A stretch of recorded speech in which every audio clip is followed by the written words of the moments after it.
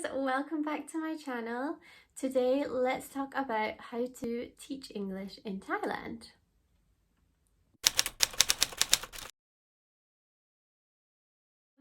So in this video I am going to cover how to apply, which program I use and my own experiences with that, how much I earned in Thailand, and life in Bangkok. So let's go.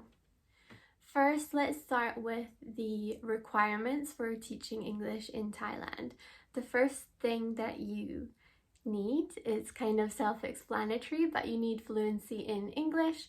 That doesn't mean that you need to be a native English speaker, but you do need to have, I think, level C1 or C2. The second thing that you need is to be TEFL certified. So TEFL stands for Teaching English as a Foreign Language, and you can get them online. You can also do them in person. I opted for the online version because it was just easier for me. So I got my TEFL certificate with a company called TEFL UK. I literally hopped onto Google and typed in cheapest TEFL course UK or something like that, and they came up, and they did have a course for £99, which was the cheapest that I could find. There was a few other companies, but they were offering like well over £100 for the same course material, so I went with them, and I will link it down below. I do have a 10% off coupon code that you can use, so you can get it even cheaper than I did. The course is really comprehensive. It basically just goes over all of the basics of English grammar use, and then it covers like different teaching techniques. And the last thing that you need, it's not required, but it really helps if you have a bachelor's degree in any field.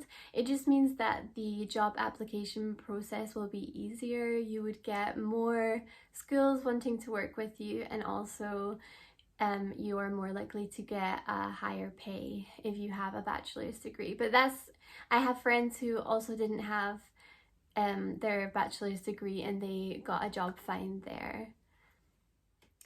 So when I applied to teach English in Thailand, I used a teacher recruitment agency, and they kind of work as like a travel agency. They book all of your accommodation, they book your transport, they help you with visa documentation as well as your travel documentation, and they kind of collate all of that information. Here is all of the information about what is included, so if you're interested, you can check it out on their website. So when I applied to teach English, I chose a company called Greenheart Travel, but there's loads of agencies. I will put them on the screen now so you can take a look at all of them, and I'll also link them down below. The reason that I chose Greenheart Travel was because they offered contracts of varying lengths. So they had a 3-month summer program, a 6-month contract, and then a yearly contract with the option of renewal after each contract was finished. So I just like that flexibility, but feel free to check out all of these other companies and find which one suits you best. So you absolutely do not need to spend any money to teach English abroad. You can do it through government programs, which are completely free. There's no application fee at all, and I will put them on screen for you now to take a look at if you would like. When you arrive in Bangkok, you stay at a hotel for 1 night with all of the other teachers, so you can get to know people a little bit. And then the next morning you take minibuses down to a small town called Hua Hin, which is where you do your teacher training and the induction week. So the teacher training is almost like a school day. You finish around 3 or 4, and then the evenings are for you to socialize, get to know the other teachers, and explore the area. That's just your time. Here are some examples of what I got up to on my first 2 weeks in Thailand. You can learn some Muay Thai moves as well as visit a local animal rescue centre that Explore Asia works with. And on the final night, you have a barbecue on the beach with everyone. So in that first week is when you give your preferences as well. So where you would like to teach. For example, in a big city like Bangkok or a small town, in a rural area, you can decide and you let them know. You also give your preferences on what age of children you would prefer to teach. So that would be kindergarten, primary or high school. And then in the second week is when they give you your placements and they tell you where you're going to be going. So I was placed in Bangkok along with another teacher at the same school, which was really nice. And I was given the position of English kindergarten teacher as well as the primary art teacher, although it was more English through art. Most schools do have a curriculum that they would like you to follow. I was given a couple of textbooks to help base my lesson plans off of, although I will say I did improvise a lot because I was the kindergarten teacher, so I was teaching children age 3 to 5 years old.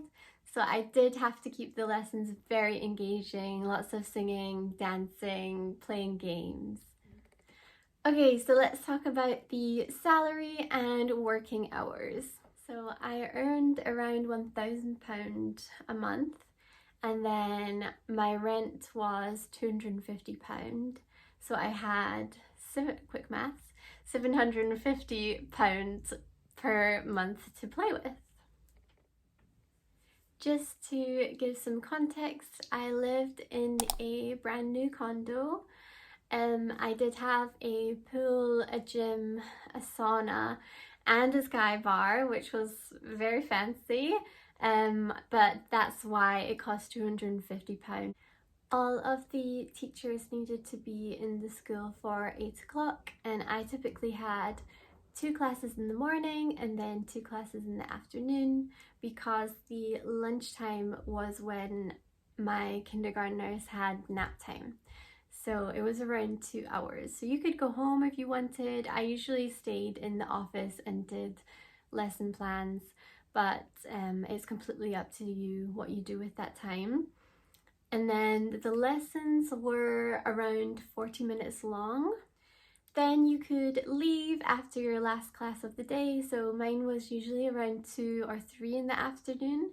And it was great because then you had the rest of the day to go and explore or use that time as you wish.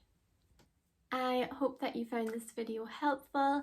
If you want, like and subscribe to my channel, and I'll see you next time. Bye! Audio Jungle. Audio